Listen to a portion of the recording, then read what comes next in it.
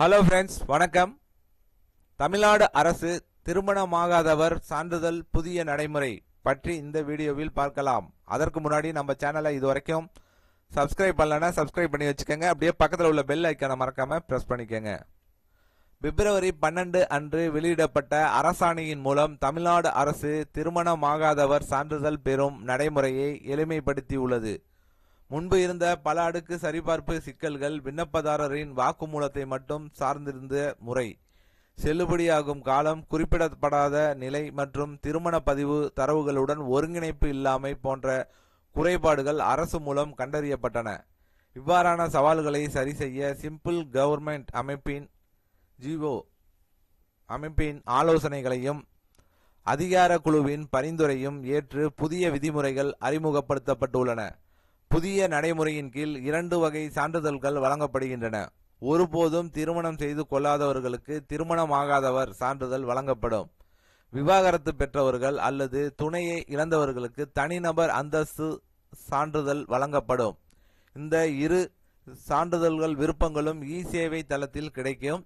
விண்ணப்பதாரர்கள் சட்டப்பூர்வ திருமண வயதை எட்டியிருக்க வேண்டும். அதாவது சைல்டு மேரேஜ் ரெஸ்ட்ரிக்ட் ஆக்ட் படி ஆண்கள் 21 வயதும் பெண்கள் 18 வயதும் பூர்த்தி செய்திருக்க வேண்டும். ஆதார் எண் சமர்ப்பிப்பது கட்டாயமாக்கப்பட்டுள்ளது. ஏனெனில் திருமண பதிவுகளுடன் ஆதார் ஒருங்கிணைப்பு செய்யப்பட்டுள்ளதால் திருமண நிலையை அரசு சரிபார்க்க முடியும். இந்த சான்றிதழ் விண்ணப்பதாரர் திருமணம் செய்யும் வரை மட்டுமே செல்லுபடியாகும். திருமணம் நடந்தவுடன் அது தானாகவே செல்லாததாக மாறிவிடும். விண்ணப்ப நடைமுறை முழுவதும் ஆன்லைனில் நடைபெறும். விண்ணப்பதாரர் சேவை தளத்தில் விண்ணப்ப படிவத்தை நிரப்பி ஆதார் அட்டையை பதிவேற்றி சுய உறுதிமொழியை சமர்ப்பித்து கட்டணம் செலுத்த வேண்டும். பின்னர் அந்தந்த பகுதிக்குரிய தாசில்தார் மின் கையொப்பத்துடன் சான்றிதழ் தானாக உருவாக்கப்படும். தவறான தகவல் வழங்கப்பட்டால் பிற தொடர்புடைய சட்டங்களின் கீழ் குற்றவியல் நடவடிக்கை எடுக்கப்படும் என்று எச்சரிக்கை விடுக்கப்பட்டிருக்கு.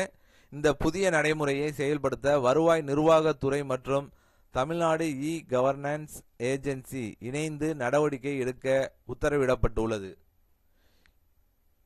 திருமணமாகாதவர் மற்றும் கணவனை இழந்தவர்கள், மனைவியை இழந்தவர்கள் தனிநபர் அந்தஸ்து சான்றிதழ் 2 பேருக்குமே இந்த சான்றிதழ் கொடுக்குறாங்க. இது மூலியமா உதவித்தொகையும் அவங்களுக்கு கிடைக்க அரசு ஏற்பாடு செஞ்சிருக்கு.